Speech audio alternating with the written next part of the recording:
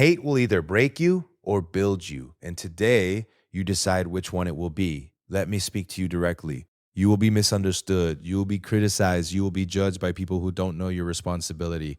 And if you are serious about growth, if you are serious about discipline, purpose, and becoming better, you will face hate. But hear me clearly, hate is not proof that you are failing. Many times, hate is proof that you are moving. In John 15:18, Jesus said, if the world hates you, keep in mind that it hated me first. Think about that. Jesus healed the sick, he fed the hungry, he lifted the broken, and still he was hated. So if you are building something meaningful, if you are changing, if you are stepping into purpose, do not expect applause from everyone, expect resistance. When you stop being surprised by hate, you stop being controlled by it. Most people collapse because they didn't expect opposition. They thought growth would be celebrated. They thought discipline would be admired. They thought improvement would be supported. But growth threatens people who are comfortable. Discipline exposes those who are distracted. Purpose challenges those who are passive. And instead of being intimidated by that truth, you must understand it. Hate is often a reaction to your progress. Now here's the first powerful shift you must make. Stop asking, why are they doing this to me? And start asking, what is this developing in me? That question alone will change your life. Because hate reveals your emotional discipline. Most people react quickly. They respond instantly. They defend themselves aggressively. They argue, they gossip, they try to win debates. But the Bible says in Proverbs 16:32, better a patient person than a warrior, one with self-control than one who takes a city. Self-control is greater than conquest. You don't prove strength by overpowering someone. You prove strength by controlling yourself. The next time someone insults you, pause. The next time someone criticizes you, breathe. The next time someone attacks you, delay your response. Silence is not weakness. Silence is discipline. You do not have to attend every argument you're invited to. Some battles are distractions designed to pull you away from your assignment. And that's what hate often is. A distraction. If the enemy can't stop you physically, he will try to stop you emotionally. If he can't block your opportunity, he will try to disturb your peace. That's why you must guard your mind. Proverbs 4:23 says, above all else, guard your heart, for everything you do flows from it. Everything flows from it. Your decisions, your reactions, your focus, your discipline. If you replay negative words long enough, they will become beliefs. If someone says you're not good enough and you repeat it in your head for weeks, eventually you start acting like it's true. Guard your mind. Stop reading every comment. Stop checking who viewed your page. Stop analyzing who didn't clap for you. Protect your peace like it is. And understand this, not every critic is your enemy. Some criticism is uncomfortable truth. In James 1:2-4, it says, consider it pure joy whenever you face trials, because the testing of your faith produces perseverance. Endurance produces maturity. Pressure is not there to destroy you. It is there to refine you. Instead of reacting emotionally, ask yourself, is there something I can improve? Is there truth in this? What lesson can I extract? Even critics can become teachers if your ego is quiet enough. But let me be clear. There is a difference between correction and hatred. Correction builds you. Hatred tries to break you. And here's how you defeat hatred. You refuse to let it change your character. In Romans 12:21, it says, do not be overcome by evil, but overcome evil with good. That is not weakness. That is power under control. When someone lies about you, keep building. When someone doubts you, keep improving. When someone mocks you, keep working. Your consistency will silence what your mouth does not need to answer. The strongest response is growth. People expect you to react. They expect you to defend yourself publicly. When you don't, when you remain disciplined, it confuses them. Because maturity is rare. Look at Jesus.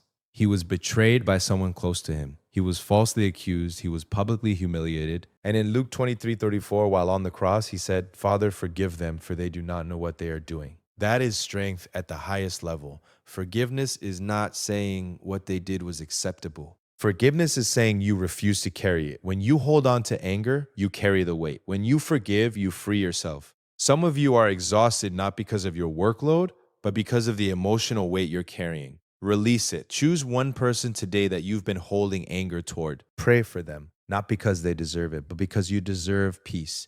Peace increases clarity. Clarity increases focus. Focus increases growth. And growth is your responsibility. The Bible says in Psalm 23:5, you prepare a table before me in the presence of my enemies. Notice something powerful. The table is prepared. The blessing is visible. The enemies are present. God doesn't remove all critics before he elevates you. Sometimes your elevation happens in front of them. That's why you must stop shrinking yourself to make others comfortable. If you dim your light so others won't feel insecure, you are betraying your assignment. You were not created to be liked by everyone. You were created to fulfill purpose. Purpose is not a popularity contest. In 2010, it says, "For God has not given us a spirit of fear, but of power, love, and self-discipline." Power to stand firm, love to stay compassionate, self-discipline to stay focused. That combination makes you unstoppable. Because when you have power without love, you become harsh. When you have love without discipline, you become weak. But when you have power, love, and discipline, you become stable, and stability wins long term. Many people quit because of hate. They stop posting, they stop building, they stop trying, not because they lacked resilience. Resilience is built when you decide that your assignment matters more than someone's opinion. In John 17:4, Jesus said, "I have brought you glory on earth by finishing the work you gave me to do." He focused on finishing, not pleasing everyone, not defending every accusation, not winning every debate. He finished the work. Ask yourself, what is my assignment? What am I building? Who am I serving? Clarity kills distraction. When you are clear on your purpose, hate becomes background noise. You don't wake up thinking about critics. You don't go to sleep replaying insults.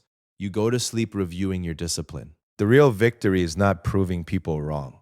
The real victory is becoming stronger, calmer, and wiser because of them. H tests you, but it also trains you. It trains your patience, it trains your humility, it trains your emotional control, it trains your focus. And if you pass the test, you rise. So here is your action plan starting today. Stop reacting immediately. Give yourself space before responding.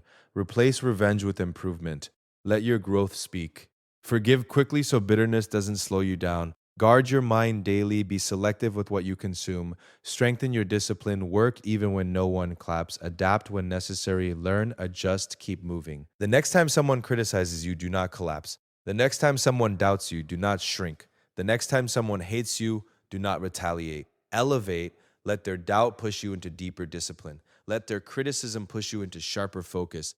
Let their resistance push you into greater resilience. Because hate cannot stop a person who refuses to quit. Hate cannot defeat a person grounded in faith. Hate cannot destroy a person who chooses growth over reaction. You are not here to argue your way to greatness. You are not here to defend your way to purpose.